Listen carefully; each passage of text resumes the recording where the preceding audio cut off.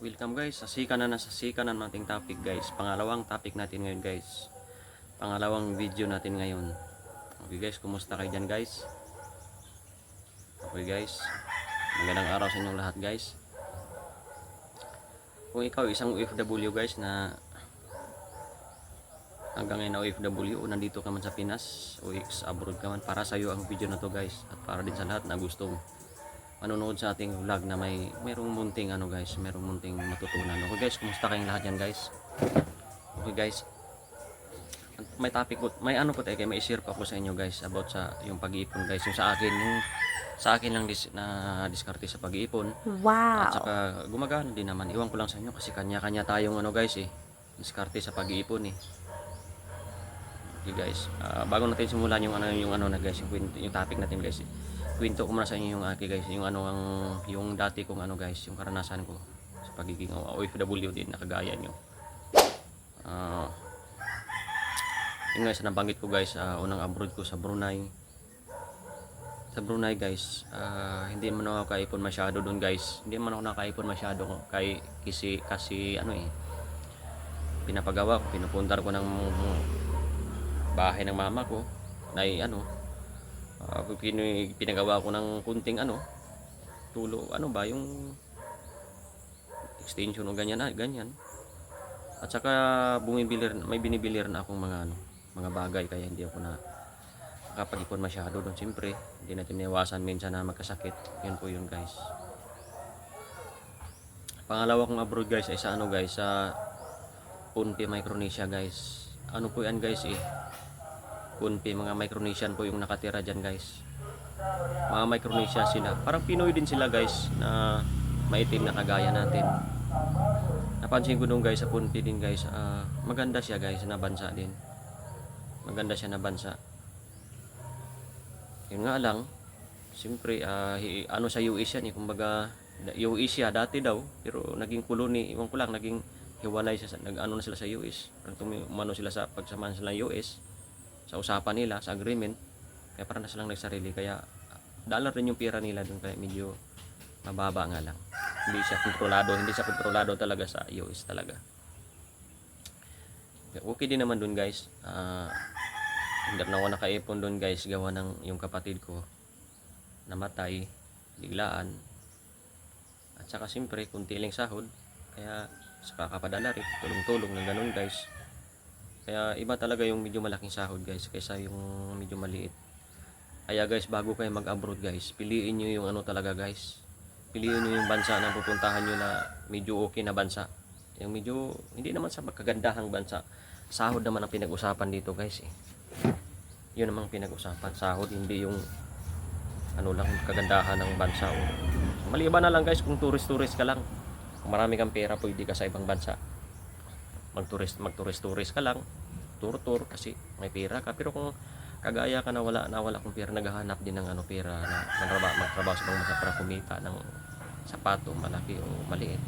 Diba? Siyempre, piliin natin yung medyo malaki. Siyempre, piliin na bago tayo mag-abroad guys. Isipin na natin yung yung bansa. Kung Saudi man lang yan, huwag ka nang pumunta dyan.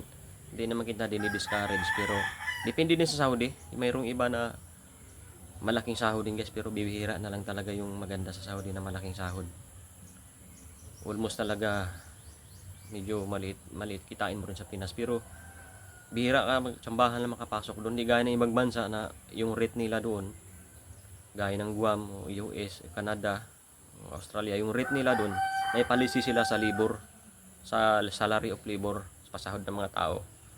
Kung anong rate sa maliit ka man na kumpanya o malaki guys, yun po yung nila doon, policy. Dapat equal siya. Equal siya dapat na yung sahod o salary. Hindi siya pwedeng guys. Kasi may yun ang rules and regulation nila sa labor of law nila. Sa mga empleyado guys, mga government man o public. Private. Yun po yun guys.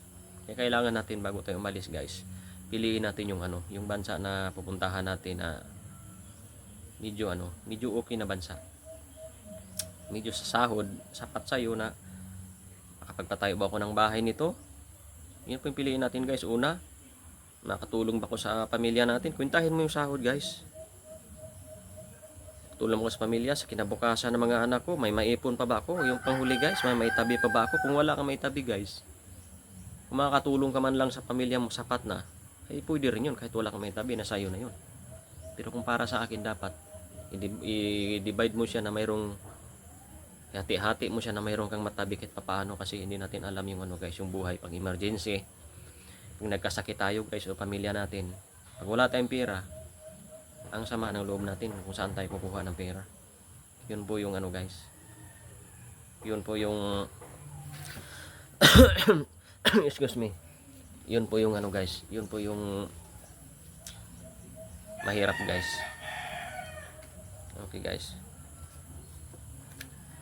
kaya dapat ano guys, dapat ay piliin natin yung bansa na medyo okay, hindi yung basta-basta tira na lang dahil gipit ka sa Pilipinas. Para ito sa mga ano guys, yung para sa akin lang, sa mga gusto pang mag-abroad, kung gipit ka, di prostrate ka na talagang patulan mo na kahit nasort sa akin, kung alanganin tawag. Kasi kung skills ka, mayroon kang laban pag skills ka. Kung skills ka, welder ka man, carpenter ka man, mason ka man, steelman ka man, kung mayroon kang skills na ganyan na 3 years pataas, may laban ka na dyan sa pag-apply. Para rin yung negosyo yung pag-apply guys eh. Kumbaga, may skills ka, lamang ka. Sa negosyo ganun din. Sa negosyo pag may talent ka, may skills ka, lamang ka din sa iba. Yun po yun guys. Sa trabaho naman pag iskilado ka, may laban ka. Kung sa maramdaman mo naman sa sarili yun guys, sa sarili mo, sa isip mo na may laban ako. Kaya pag apply mo dyan guys, talagang tatanggapin ka ng employer, lalo na makita nila sa mga mata mo. Makita nila sa mga mata mo na karapat dapat ka sa kanilang kumpanya.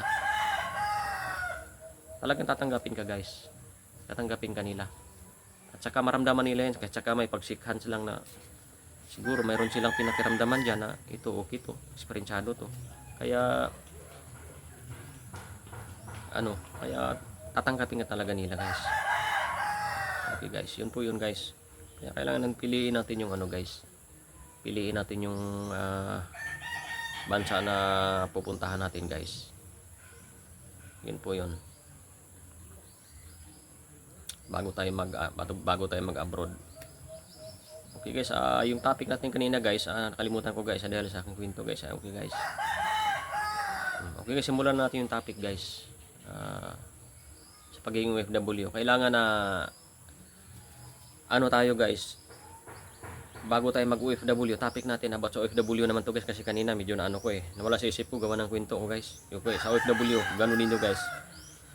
Bilang OFW guys, kailangan na ano guys, kailangan na pag-ipon pala guys, naalala ko na yun. Bilang OFW, kailangan mag-ipon guys. Simulan natin yung topic guys, yung pag-iipon. Ako nga guys, yung huling abroad ko guys, kwento ko man ang panghuling abroad ko guys, yung sa Guam. At least guys, malaki, medyo okay naman yung sahod, kaya nakakaipon ng konti, napagpundar ng konti, okay naman guys. Kaya siyempre sa pagtabi ng pera, siyempre padala ka lang ng tama lang, yung maliit lang, huwag yung laki kasi huwag mong sabihin lahat, kasi ano yun guys, pag malaman nila guys na may kunti ka na pira dyan, alam nila malaki. Ang alam nila kasi guys malaki, kasi abroad kayo, nila alam na kunti na yung pira mo. Nakagaya ko na gapiranggot na lang gaano na lang magagabuhok, joke lang. Ano yan guys, kumbaga kailangan mo mag-ipon guys, mag-itabi mo na muna siya para sa pamilya mo. At saka may technique ako dyan sa pag-ipon guys, mabilag din ako dyan sa pag-ipon, pero inilaborate ko lang ngayon. Ang technique ko dyan sa pag-ipon guys, bali hindi ko pinadala lahat, kunti-kunti lang guys, monthly. Pag nagpada, yung iba kasi guys na OFW, yun ang ano nila, yun ang kasi hindi ko naman masabi pagkakamali nila, pero yun ang ano nila yun talagang may kulang sa kanila, kasi pinapadala nila lingguhan sa pamilya nila. Ngayon dapat isang buwan lang para isahang gastos, kasi pag lingguhan mabibiti na naman yan, mapuprohisyo ka na naman ngayon, kasi magpapadala ka naman ngayong linggo. Dapat kausapin mo na bago ka mag-abroad, para sa iyo to guys sa mga bago mag-abroad o nasa abroad na, pwede nyo pang baguhin yung style guys. Kung gagana naman sa akin, iwan ko lang sa inyo. Bago kayo magpadala, isipin nyo muna na monthly or weekly or quincenas katapusan. Kasi guys, kung weekly yan guys, ay Hindi ko masabing tapos ka diyan.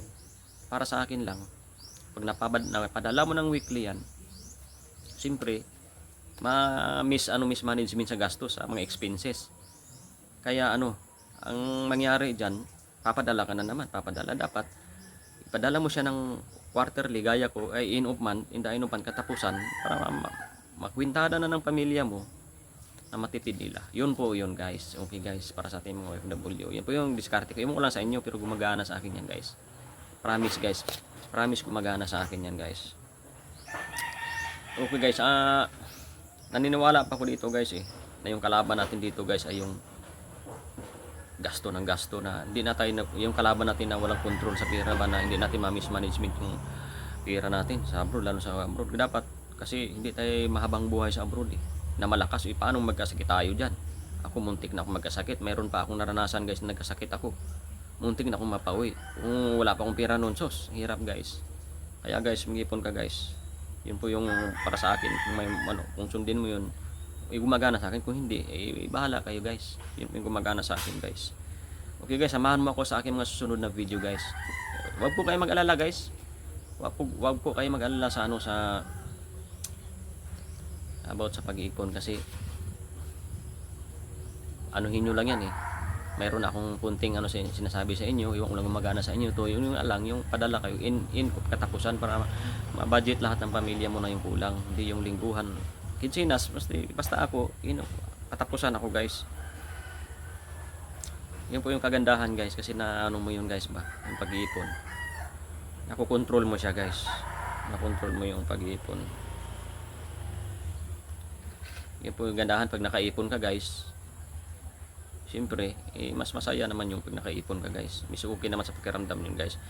Okay guys, yung dati kong pala guys, yung nabanggit ko na about sa heavy equipment operator, dating trabaho ko guys. Meron pa akong ilalagay sa taas guys na link sa Facebook group guys. Pwede po kayong, kung ikaw ay isang heavy equipment operator o ikaw ay isang gustong matutong mag-operator, mayroon ako dyan guys, magpo-post kami dyan. Kung lahat dyan magpo-post dapat. Para sa atin yan ako magpo-posting rin ako dyan, pero ngayon dito pa ako, tambay pa ako ngayon kasi nagpahinga muna ako, bali isang buwan lang akong tambay, nagpapahinga ako guys.